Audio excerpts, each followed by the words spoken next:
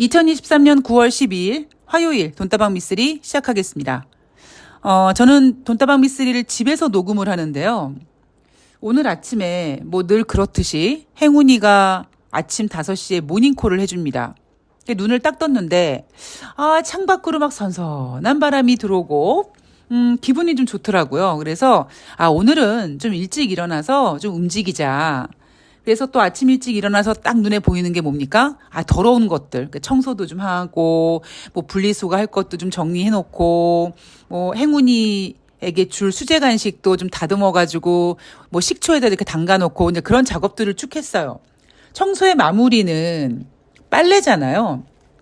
그래서 컴퓨터 켜고 이제 주식시장에 집중하려고 딱 세팅을 해놓고 빨래를 돌렸습니다. 가만히 생각해 봤더니 아차 싶은 거예요. 왜냐하면 돈다방 미쓰리를 녹음하는 시간에 빨래가 돌아갈 것 같은 느낌.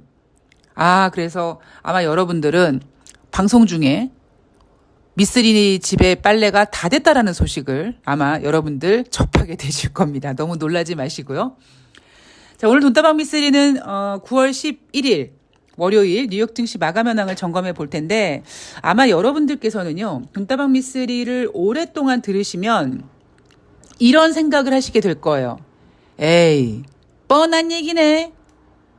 그 뻔하다는 대상이 미쓰리가 아니라 에이, 주식, 시황 이렇게 얘기하는 애들 그냥 뻔하네. 아마 이런 생각을 하게 되실 겁니다. 왜냐하면 제가 여러분들이 그렇게 될 수 있도록 지금 여러분들을 강력하게 세뇌시켜드리고 있거든요. 예를 들면 이번 주 같은 경우에는 이번 주 내내 무슨 얘기가 나오겠습니까? 네, 8월달 소비자 물가 지표에 대한 이야기가 나올 거예요. 자, 다시 한번 중요한 포인트. 주식은 뭐뭐 때문에 올라가는 게 아닙니다. 올라가니까 뭐뭐뭐 때문에 올라갔다라고 해석을 하는 거고요. 주식이 빠지면 뭐뭐 때문에 하락한 게 아니라 하락했는데 뭐 때문에 하락했지를 찾아서 악재 같은 요인을 쭉 나열합니다. 그게 전문가들이 하는 행태죠.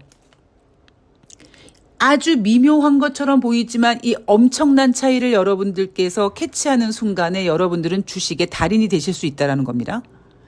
자, 이번 주에 8월달 소비자 물가지표 이야기가 내내 나올 겁니다. 어떤 식으로 나오냐? 만약에 주식시장이 상승하면 8월달 소비자 물가지표 발표를 앞두고 뉴욕 증시가 상승했다. 반대로 뉴욕 증시가 하락하면 이제 곧 미국 시간으로 13일 8월달 미국의 소비자 물가지표가 발표되는데 그 발표를 앞두고 하락했다. 혹은 혼조세로 마감하면 마찬가지로 8월달 소비자 물가지표 발표를 앞두고 경계심에 혼조세로 마감했다. 이렇게 아마 풀이를 할 겁니다. 이런 풀이가 어떠냐? 다 의미 없다. 이런 식으로 풀이를 해가면 여러분들은 죽을 때까지 주식으로 돈을 버실 수가 없습니다. 자, 9월 11일 월요일 뉴욕 증시는 상승 마감했습니다. 다우지수가 0.25%, S&P 500이 0.67, 나스닥이 1.14% 상승했습니다. 자, 이날 상승한 이유가 뭡니까? 전문가들이 이렇게 얘기하죠. 이번 주 발표 예정된 소비자 물가 지수 발표를 앞두고 상승했다. 이겁니다. 아직까지 지금 제가 여러분들에게 전해드리고 있는 이 내용이 아직까지 뭔가 있기는 한 것 같은데 잘 모르겠어라는 생각을 갖고 계신 분들이 계실 거예요. 그런데 다시 말씀드리지만 사람은요, 자기가 머릿속에 딱 각인되어 있는 걸 쉽게 바꾸는 게 쉽지 않습니다. 그냥 돈다방 미쓰리를 꾸준히 들으시면서 이거 내가 그동안 알고 있었던 시황을 보는 방법이랑은 조금 다른 것 같아. 같은 것 같은데 뭔가 다른 것 같아 라는 것만 감지하셔도 여러분들께서는 발전하시고 있다라는 거죠. 자, 그러면 여러분들은 또 저한테 이런 질문 하실 거예요. 미쓰리, 그러면 이제 우리나라 시간으로 14일 새벽에 발표가 되죠. 그러면 13일 날 만약에 소비자 물가 지표가 발표가 됐을 때 그 다음에 시황을 뭐라고 얘기해? 이렇게 얘기하겠죠. 만약에 미국 시간으로 13일 날 뉴욕 증시가 상승하면 소비자 물가 지표가 지금 시장에서는 전월 대비 상승했을 거라고 보고 있고 2달 연속 지금 반등하고 있지 않습니까? 그런데 소비자 물가 지표가 이번에도 마찬가지로 예상대로 상승했다. 그러면 이렇게 얘기하겠죠. 시장은 이미 소비자 물가 지표가 상승했을 거라는 걸 예상하고 있었다. 그래서 이미 시장에서 다 소화를 시켰기 때문에 그렇게 시장은 인플레이션이 자극이 돼도 오히려 그 이슈를 소화시키면서 상승했다라고 해석을 할 거고요. 만약에 미국 시간으로 13일 날 뉴욕 증시가 하락하면 뭐라고 얘기하겠습니까? 소비자 물가 지표가 2달 연속 반등해서 미국 연준이 금리를 인상할 것 같다. 그래서 금리 인상은 주식시장이 부정적이니까 주식시장이 하락했다라고 하겠죠. 그래서 제가 잠시 전에 말씀드렸죠. 돈다방 미스를 오랫동안 들으시면 에휴 이건 너무 뻔한 얘기를 하네 라고 하실 거라고요. 자, 다음 주엔 그럼 어떨까요? 아직까지 지금 한국 시간으로 화요일이고 우리가 가야 될 길이 멀지만 다음 주는 FOMC 회의를 앞두고 내내 FOMC 회의 얘기할 겁니다. 그게 여러분 주식시장의 시황이라는 건데 여러분들이 그동안 얼마나 허접한 시황에 여러분들의 모든 것을 거셨습니까? 여기에서 얘기하는 모든 것은 돈이에요. 맨날 뭐뭐를 앞두고 경계감에 상승하고 뭐뭐를 앞두고 경계감에 하락하고 뭐뭐를 발표했는데 이미 시장에선 알고 있었고 이미 선반영이 되어 있고 알고 있는 악재는 더 이상 악재가 아니고 이런 식으로 진짜 제대로 시황을 보게 해주는 전문가들이 저는 별로 없다고 생각을 합니다. 자, 8월달 소비자 물가지표 잠시 전에 말씀드렸던 것처럼 7월에는 전월 대비 0.2% 상승. 지금 8월달 예상은 전월 대비 0.6% 상승을 예상하면서 오히려 지난달에 소폭 반등했다면 오히려 이번 달에는 그 반등폭이 조금 더 클 예정이죠. 전년 동월 대비로는 여러분 머릿속에 어떤 수치가 있습니까? 3.0이라는 수치에서 8월 중순에 발표된 7월달 소비자 물가 지표가 3.2까지 0.2% 반등을 했고 이번에는 3.6 그러니까 상승폭이 0.4까지 확대가 됩니다. 시장이 이제 금리 인상을 통해서 인플레이션을 잡을 것 같은 3%까지 내려왔을 때 정말 손대면은 톡 하고 터질 것 같은 연준이 목표로 하고 있는 앞자리가 2%의 인플레이션이 이제 한 번만 더 나와주면 연준이 금리를 동결할 것 같다라는 기대를 갖고 있었는데 하다 보니까 0.2% 반등을 했고 또 하다 보니까 이번엔 오히려 0.4% 추가 반등이 예상되면서 시장은 연준이 금리를 동결할 줄 알았는데 금리 인상을 계속 할 것 같아라는 우려감. 이것 때문에 최근 9월달 돼서 주식시장이 지지부진했다라고 얘기하지만 저는 그거 굉장히 페이크라고 얘기하죠. 왜? 그 밑바탕에 뭐가 있습니까? 연준이 금리를 계속 인상해도 될 만큼 미국 경제가 튼튼하다라는 것이 베이스로 깔려 있기 때문입니다. 그런데 미쓰리는 어떻게 보고 있느냐? 2023년도 하반기는 스태그플레이션이다. 스태그플레이션이란 경제는 안 좋아지는데 물가는 계속 올라가는. 그래서 미쓰리는 앞으로 남아있는 연준회의에서 더 이상 연준이 금리를 인상하지 못할 것이다. 참 답답한 상황인 거죠. 인플레이션은 지금 국제 유가 때문에 지금 다시 반등하고 있는데 금리를 인상하자니 경제 지표가 자꾸 거슬리고 있고 그럼 여기서 해결책이 뭐냐면 이제 중국이든 미국이든 경기가 안 좋다. 이렇게 경기 둔화 우려가 다시 불거지면서 지금 저렇게 올라가고 있는 국제 유가의 발목을 잡게 될 가능성이 큽니다. 그래서 지금 국제 유가가 많이 올라가서 $100 간다라는 허공에 삽질하는 소리를 많이 하는데 미쓰리 생각에는 원래 오펙 회원국들이 산유국들이 목표로 삼았던 것은 $90 선이었거든요. $92가 목표라고 했었습니다. 그러니까 이렇게 지금 유가가 올라가는 부분에 있어서 저는 개인적으로 약간 세력이 지금 건들고 있다. 큰 돈이 어떤 글로벌 어떤 그 파워머니가 좀 건드리고 있다라고 보고 있고요. 그 가격대가 한 $90는 살짝 넘어갈 수 있지만 $100까지 가긴 어렵고 $100는요. 정말 경기가 호황일 때 갑니다. 그렇지 않고는 쉽지 않습니다.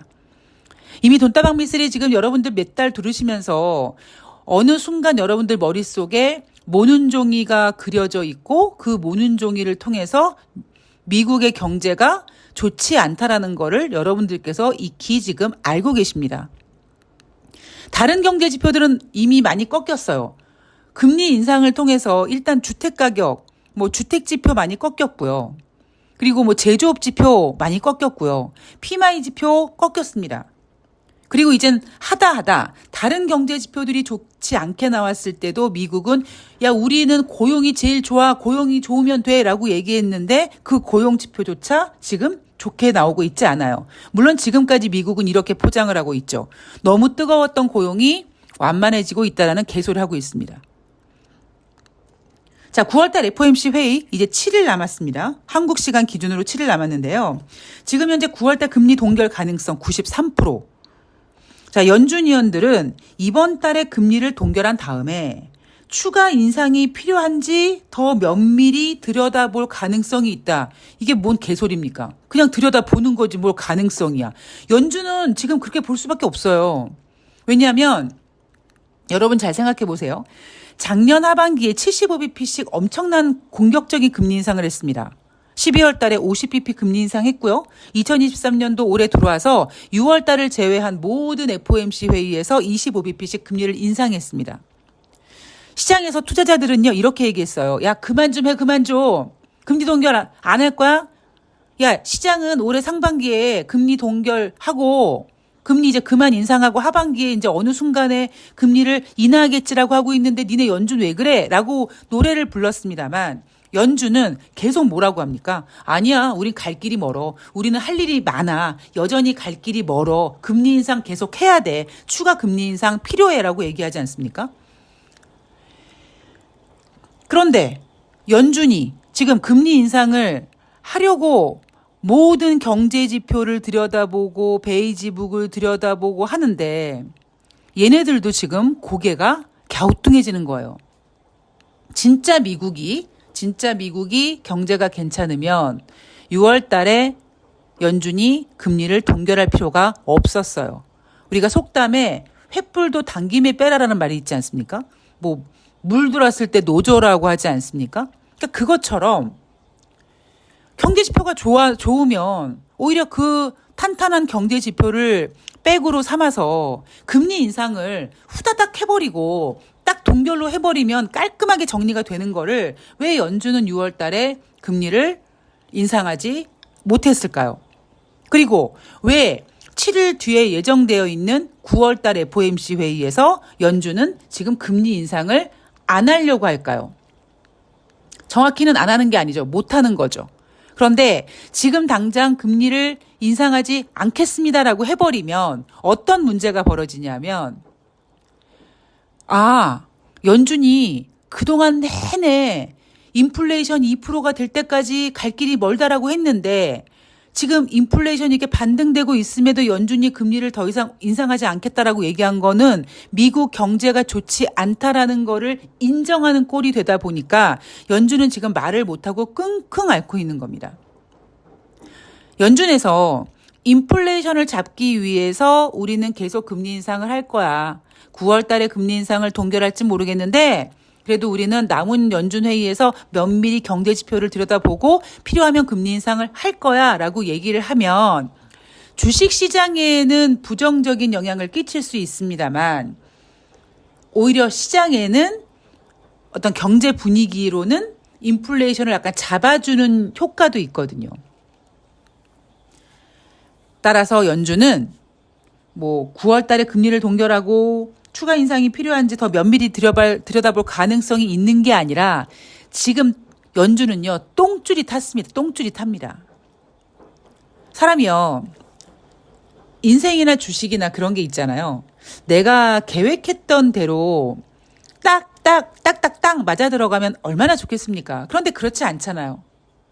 계획이 틀어질 수도 있고 뭔가 문제가 생길 수도 있고 오히려 생각보다 빨리 진행될 수도 있고 정말 인간이 예상하지 못하는 일들이 벌어지는 게 그게 바로 인생을 사는 맛 아니겠습니까?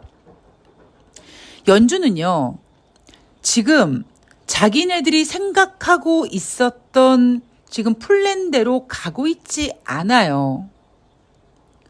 올 연초에 투자자들은 올해 한 중반 정도 연준이 금리를 이제 그만 올리고 하반기에는 동결로 가다가 그 어느 시점에서 이제 금리를 인하하겠지라는 생각을 하고 있었습니다만 연준은 무조건 금리 인상은 물가지표 2%가 될 때까지는 지속할 거야.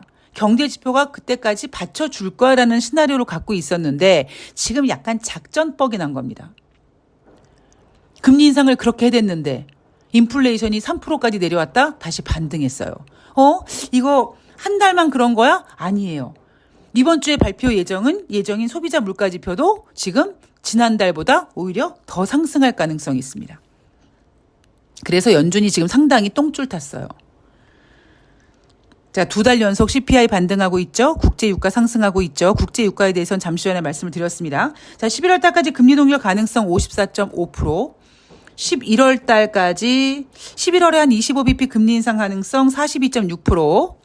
50bp 인상 가능성 2.9%. 정신 나간 소리죠. 예. 앞으로 연준은 올해 남은 FOMC 회의에서 금리를 인상하지 못할 것이다.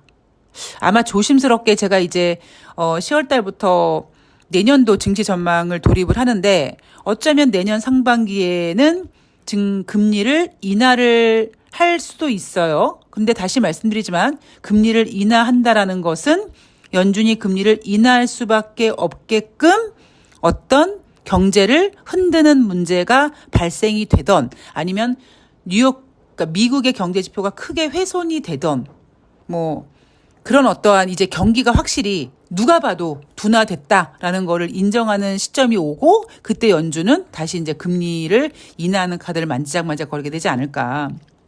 물론 저는 그게 뭐 2024년도 1월이다, 3월이다 얘기하진 않습니다. 그렇게까지 빨리 오진 않을 거예요. 당분간 연준은 어떻게 해서든지 금리를 동결해 가면서 상황을 지켜보려고 할 겁니다. 그런데 이 모든 원인이요. 지금 연준이 금리 인상을 계획했던 대로 진행하지 못하는 이유, 이 모든 거는 제롬 파월 연준 의장이 제때 풀었어야 될 숙제를 하지 못한 그 후폭풍이 지금 계속 나오고 있는 겁니다. 지금 연준 상당히 아마 혼란스러울 거예요. 연준이 혼란스러운 거고 여러분들이 머릿속에 딱 각인시켜야 될 건 뭐냐면 제가 아까 오늘 처음 방송에서 말씀드렸던 것처럼 이번 주 내내 뉴욕 증시는 CPI 때문에 뭐 하락했다. CPI 발표를 앞두고 하락했다. 그리고 13일이 넘어가면 뭐 CPI를 소화시키면서 상승했다. CPI를 소화시키면서 하락했다. 그렇게 이제 자연스럽게 CPI 이슈가 넘어가고 아마 다음 주에는 또 일주일 내내 9월달 FOMC 회의에 대해서 뭐 대기하고 있고 발표를 앞두고 있고 회의 첫날 경계감이 어쩌고 회의 이틀째 마감이 어쩌고 아마 이런 얘기를 내내 듣게 되실 겁니다. 그래서 주식은 뻔하다는 얘기를 하는 겁니다. 자, 저는 뭔가 글쎄요. 저도 마찬가지로 그런 것 같아요. 저도 뭐 6월달, 7월달 슬럼프를 겪고 뭐 좀 뭔가 으쌰으쌰 하려고 했는데 또 막 갑자기 행운이가 아프고 뭐 이래저래한 일들로 좀 복잡했는데 다시 좀 뭔가 페이스를 찾고 있고요. 무엇보다 제가 이제 그동안 종목 관리했던 그 종목들이 최근 들어 아주 활발하게 움직이면서 오히려 저를 더 이렇게 으쌰으쌰하게 해주는 것 같아요. 종목들도 안 올라가고 저도 힘들고 그러면 그냥 마냥 탈출구가 없어 보일 것 같은데 지금 유일하게 탈출구를 못 찾고 있는 거는 이재명 대표님인 거죠. 예, 이재명 대표님 빨리 글쎄요 단식을 멈추라고 하실 수 없고 안 멈추면 또 건강에 또 염려되고 정말 가장 좋은 방법은 하루빨리 탄핵시키는 거고 윤석열 정권은 하루빨리 탄핵시키는 거고 진짜 무언가 할 수 없는 시간이 좀 남아서 말씀드리면 행운이는 뭐 제가 자세한 얘기는 안 하겠지만 예 하여튼 최선을 다해서 제가 케어하고 근데 저는 행운이한테 해줄 수 있는 게 되게 많거든요. 그동안 뭐 정말 열심히 잘 해줬고 남은 기간 동안 얼마가 될지 모르겠습니다만 뭐 기적이 일어나면 또 오래오래 함께 할 수도 있고 지금 컨디션 굉장히 좋고요.